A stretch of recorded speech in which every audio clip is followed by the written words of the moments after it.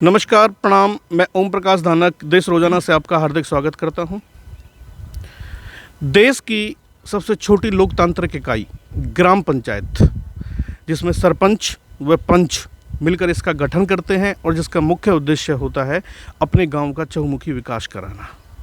वर्ष 2021 जनवरी 2021 को पिछली पंचायतों का कार्यकाल पूरा हो चुका था और उसके बाद ऐसे कयास लगाए जा रहे थे कि आने वाले महीने या 2 महीने के अंदर चुनाव होंगे, लेकिन बहुत सारे कारण रहे जिनकी वजह से चुनावों में बहुत ज़्यादा देरी हुई। कुछ कोर्ट केस हुए, कुछ आरक्षण की वजह से, कुछ कंप्लेंट की वजह से जो चुनाव में बहुत खिंचते चले गए। लेकिन अब ऐसा लगता है कि नवंबर माह के अंदर ये चुनाव बिल्कुल पूरी तरह से हो जाएंगे। आज चुनाव आयुक्त ने चुनावों का शेड्यूल भी जारी कर दिया है, मगर उन्होंने एक रेगुलेशन बनाया जिसके अनुसार अब वो 10 जिलों के चुनाव एक साथ कराने जा रहे हैं और बाकी जिलों के वो कुछ दिन बाद कराएंगे। जो शेड्यूल जारी किया गया उस शेड्यूल के अंतर्गत जिला परिषद व पंचायत समिति के जो चुनाव हैं वो 30 अक्टूबर 2022 को संपन्न होंगे और पंच व सरपंचों के जो चुनाव हैं वो 2 नवंबर को कंप्लीट करा दिए जाएंगे। बाकी बचे हुए जो ज़िले हैं उनका शेड्यूल भी अगले सप्ताह में जारी कर दिया जाएगा। ऐसा माना जा रहा है कि 10 नवंबर से पहले सारे चुनाव करा दिए जाएंगे। तो इसी चुनावों में इसी बीच ग्राम माना जाता है कि जो गांव होता है वो बड़ा भाईचारा वाला चुनाव कराता है और इसमें बहुत सारे प्रतिद्वंदी अपनी अपनी किस्मत आजमाते हैं। सरपंच, पंच, जिला परिषद और ब्लॉक समिति के बहुत सारे उम्मीदवार खड़े होते हैं जो अपनी किस्मत आजमाते हैं और चुनाव लड़ने के लिए हर तरह के कयास लगाते हैं, हर तरह के प्रयास करते हैं। इसी बीच हम आज चर्चा करेंगे पलवल ज़िले के हसनपुर ब्लॉक के ग्राम पंचायत मीरपुर कोराली के बारे में। इसी बीच आज हमारे स्टूडियो में हमारे साथ मौजूद हैं भाई यशवीर तेवतिया जी, जो ग्राम पंचायत मीरपुर कोराली से सरपंच पद के उम्मीदवार हैं। उनसे आज हम चर्चा करेंगे कि वो किन मुद्दों को लेके वो चुनाव लड़ रहे हैं, उनकी क्या क्या योजनाएं अपने गांव के लिए होंगी, क्या क्या विकास कार्य वो कराना चाहते हैं। हमारे बीच में मौजूद है भाई यशवीर तेवतिया जी। हम यशवीर तेवतिया जी का बार बार स्वागत करते हैं। स्वागत सर। धन्यवाद जी। देश रोजाना की टीम का और आपका बहुत बहुत धन्यवाद। आपका बहुत बहुत स्वागत। और आपने जो हमें इस योग्य और समझा और हमारे पास अपनी टीम के साथ आप आए। और ये बहुत सरपंच का पद बड़ा अहम पद माना जाता है। ये लोकतंत्र की सबसे छोटी इकाई है और गांव के लिए ये पद बड़ा अहम पद है और इसकी गरिमा को बनाए रखते हुए और इसमें मैं आपने जिन जिन पॉइंटों के लिए आपने कहा है उसके विकास के लिए आपने अपने गांव के लिए सारी चीज़ों पे हम तेवतिया जी, मैं सबसे पहले आपसे एक प्रश्न जानना चाहता हूं।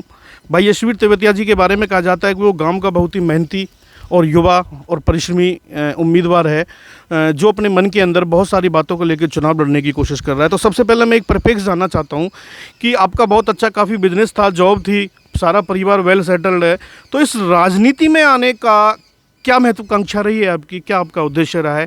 थोड़ा सा मुझे इस बारे में प्रकाश डालिए। ज़रूर। इसका एक मुख्य कारण ये भी है, हमारा गांव मीरपुर कोराली पलवल से करीब 25 किलोमीटर दूरी पर भी है और थोड़ा मैं कहूँगा सारी चीज़ों से संपन्न होते हुए भी पिछड़े गांवों की गिनती में आता है। और जबकि हमारे पंचायत पे हमारे गांव में विकास कार्य कराने के लिए फंडिंग सारी चीज़ सोर्स बहुत हैं, फिर भी कहीं ना कहीं पिछले सरपंचों ने बहुत अच्छे कार्य किए। उनके कुछ अधूरे सपने जो रह गए हैं उनको पूरा करने के लिए और समाज में सामाजिक कार्यों के लिए विकास करने के लिए हमारा जो अब से पहले तेवतिया साहब, आपका जो परिवार है गांव के अंदर, उसने क्या इतने इस स्तर पर कभी राजनीति में हस्तक्षेप किया है? उनका कोई इतिहास रहा है? आज तक हमारे परिवार से कभी किसी ने सरपंची या कोई बड़ा कभी इलेक्शन और राजनीति में कभी नहीं रहा। ये हमारी परिवार से और मैं पहली बार हमारा राजनीति में हस्तक्षेप हो रहा है और ये फर्स्ट टाइम है। और गांव का, युवाओं का, बुजुर्गों का आशीर्वाद मिल रहा है, बहुत लोग प्यार दे रहे हैं और इसी के साथ हम अपने मुद्दों के साथ गांव के विकास के साथ के लिए अपनी बातों को रखेंगे और उन पर खरे उतरेंगे। अच्छा, मुद्दे की बातों पे मैं आता हूँ तो हर जो सरपंच होता है वो अपना एक मैनिफेस्टो तैयार करता है और वो बहुत सारी योजनाओं को अपने मैनिफेस्टो में रखता है जिनको लेकर वो चुनाव लड़ता है और गांव के लोगों के सामने भी रखता है। तो तेवतिया जी, मैं एक चीज़ जानना चाह रहा हूँ कि आपके मैनिफेस्टो के अंदर महिला की सुरक्षा से संबंधित क्या मुद्दा है और आपकी क्या योजना है महिलाओं की सुरक्षा से संबंधित? आए दिन हमें देखने को बहुत सारी घटनाएं मिलती हैं जिनका एकमात्र रीज़न ये भी होता है कि उन महिलाओं को सुरक्षा अच्छे से मुहैया नहीं हो पा रही है या सुरक्षा के ना होने के बहुत सारे कारण होते हैं। मतलब महिलाओं की सुरक्षा के परिप्रेक्ष्य में आपने क्या क्या योजनाएं बना के रखी हैं? महिलाओं की सुरक्षा का मुद्दा बड़ा अहम मुद्दा है। इस पे हमारे पिछले सरपंच ने भी गांव के अंदर कैमरे लगवाए थे, क्योंकि सीसीटीवी कैमरे कुछ लगवाए थे, उनको कुछ और क्वांटिटी को बढ़ाना है। दूसरा, महिलाओं को उनके प्रति बाहर से टीम बुला के या कुछ उनके प्रति उनको आत्मरक्षा के लिए, अपने सम्मान के लिए उनको बार बार जागरूक करना है उनको। दूसरा, गांव में अभी तक कोई ट्रांसपोर्टेशन महिलाओं को बाहर जाने के लिए, कॉलेज जाने के लिए कहीं भी कोई ऐसी सुविधा नहीं है। हमें अगर परमात्मा ने टाइम दिया, बस्ती माता ने टाइम दिया, तो हम उन चीज़ों पे परिवहन के साधन और ट्रांसपोर्टेशन की व्यवस्था को दुरुस्त करेंगे। गांव में कैमरे लगवाएंगे और बार बार उनको इकट्ठा होके उनको इनके प्रति जागरूक करेंगे कि वो अपनी आत्मसम्मान के लिए, आत्मरक्षा के लिए, ये हमारे बहुत अच्छी सोच है आपकी। अच्छा, दूसरा, महिला की सुरक्षा के अलावा ज़्यादातर जो चुनाव लड़े जाते हैं वो 2-4 बहुत बड़े बड़े मुद्दे होते हैं। शिक्षा हुआ, स्वास्थ्य हुआ। शिक्षा और स्वास्थ्य के नज़रिए से हम देखें तो अभी हमारे गांव में मतलब क्या क्या व्यवस्थाएं नहीं हैं, जिन व्यवस्थाओं को लेके आप चुनाव लड़ना चाह रहे हैं कि हम इन योजनाओं को लाके ये व्यवस्थाएं करके गांव के अंदर शिक्षा का स्तर उठाएंगे और स्वास्थ्य से संबंधित कुछ अच्छे कार्य करेंगे। तो शिक्षा और स्वास्थ्य के संदर्भ में आपका क्या नज़रिया है? क्या क्या व्यवस्थाएं अभी गांव में कमी हैं जिनकी पूर्ति होनी चाहिए स्वास्थ्य और शिक्षा के संदर्भ में? आपने बहुत अच्छा क्वेश्चन किया है। शिक्षा और स्वास्थ्य दोनों ही बड़े अहम मुद्दे हैं और जो बिल्कुल आज की स्थिति में अगर मैं गांव की बात कहूं तो बिल्कुल कुछ भी नहीं है। अगर मैं पहले बात करता हूं स्वास्थ्य गांव में एक प्राथमिक उपचार के लिए आज की डेट में कुछ भी नहीं है। सबसे पहले गांव के अंदर प्राथमिक उपचार के लिए एक पीएचसी सेंटर होना चाहिए, जिसको अगर हमको समय मिला तो हम पीएचसी सेंटर लाएंगे। दूसरा, एक गांव के अंदर अपनी पंचायत की एक एम्बुलेंस लाएंगे जो गांव में किसी को भी कभी भी समस्या बने 24 घंटे उपलब्ध रहेगी, जो पंचायत के तरफ से रहेगी।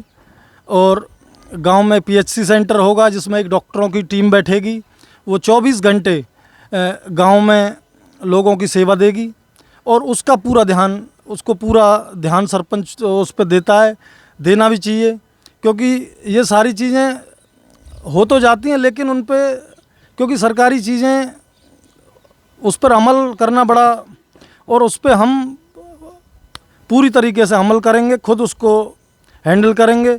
और परमात्मा ने टाइम दिया तो स्वास्थ्य, क्योंकि स्वास्थ्य का एक कारण गाँव की नालियाँ जिनसे मच्छर पैदा होते हैं, ये बड़े बड़े डेंगू, मलेरिया टाइप की बीमारियां फैलती हैं, और इन चीज़ों पे भी काम करेंगे हम, क्योंकि स्वास्थ्य समेत।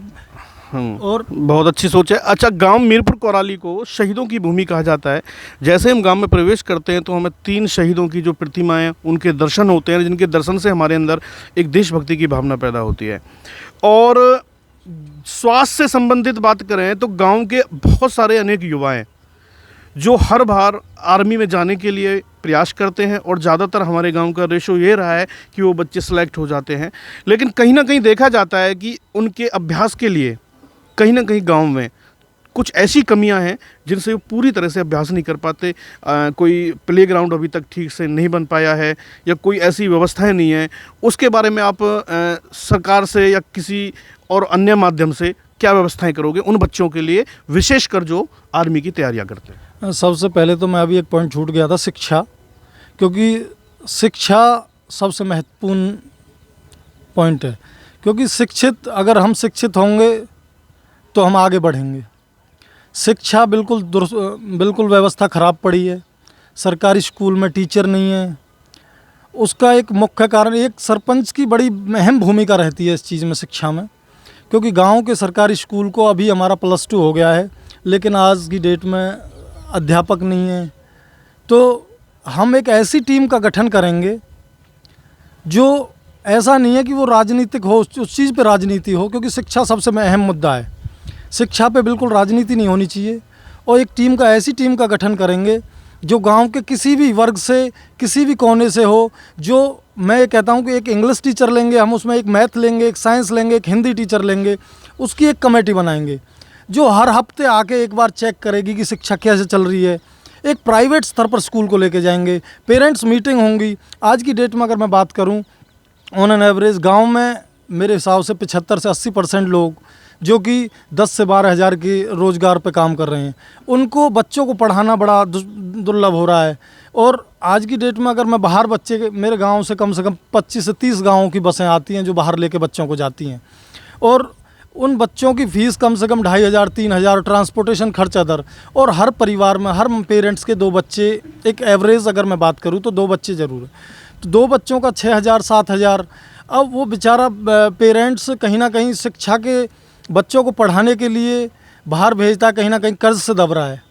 मैं चाहता हूं कि मेरे गांव का एक भी बच्चा बाहर ना जाए। गांव की शिक्षा को ऐसा दुरुस्त करेंगे, चाहे मैं आपको विश्वास दिलाता हूं, सबसे पहले सरकारी स्कूल में मैं अपने बच्चे का एडमिशन कराऊंगा, बाद में गांव की जनता से कहूंगा कि आप भी कराइए, मैं आपके साथ हूं और उसमें पूरी लगन के साथ मेहनत करूंगा।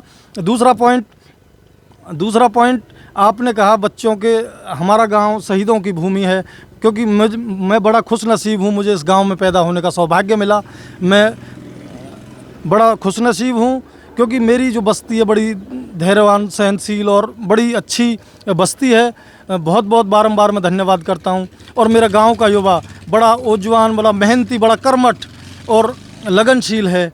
और मैं कहना चाहूँगा गांव के युवाओं के लिए मैं 24 घंटे तैयार रहूँगा। गांव में एक ऐसे स्टेडियम को तैयार कराएंगे हम, जिसमें गांव को, बच्चों को अपना ट्रैक तैयार हो सके, और भी किसी भी तरीके की जो अपनी रेस, दौड़। और उनके लिए मैं आपको बता दूं, स्पोर्ट्स के लिए मैं बड़ा, स्पोर्ट्स में बड़ा मेरा वो रहता है।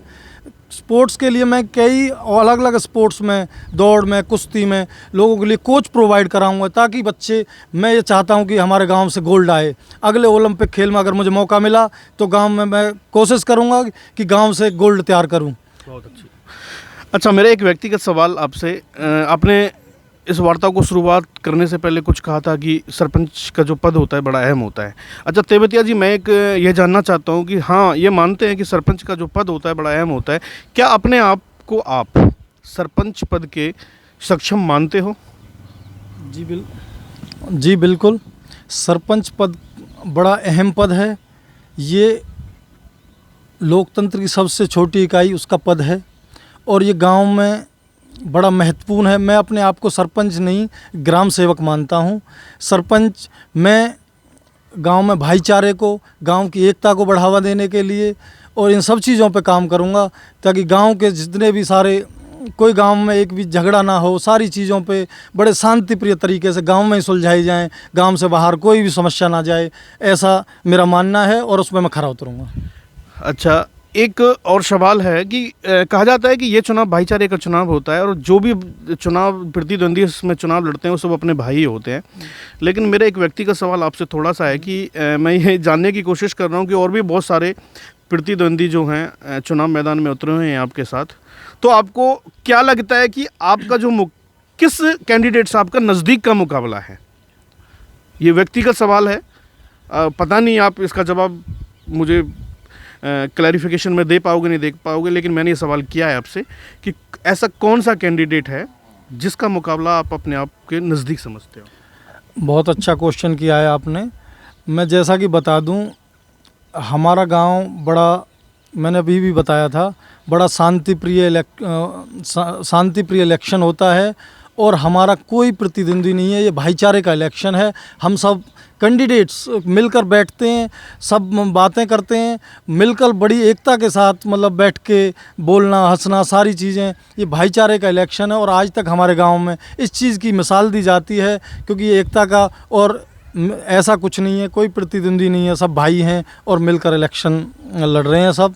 एकता अपने गांव में बड़ी शांति प्रिय है, और मैं ये कहता हूँ आज तक हमारे गांव में कोई झगड़ा फसाद नहीं हुआ है, बड़ी शांति प्रिय तरीके से इलेक्शन होता है। लगभग तेवतिया जी आपने अपना मैनिफेस्टो सुना दिया है, लेकिन कोई 2-4 विशेष बातें अगर मैनिफेस्टो में रह गई हैं तो शॉर्ट में वो हमें बताएं। और दूसरा कि आप हमारे चैनल के माध्यम से आप गाँव वासियों से अपनी वोट की अपील कर सकते हो। जैसे कि मैनिफेस्टो मेरा सबसे बड़ा मुद्दा जो मेरा है, सबसे बड़ा शिक्षा, स्वास्थ्य, स्वच्छता। शिक्षा, स्वास्थ्य, स्वच्छता। एक गांव के अंदर एक अच्छी लाइब्रेरी होनी चाहिए।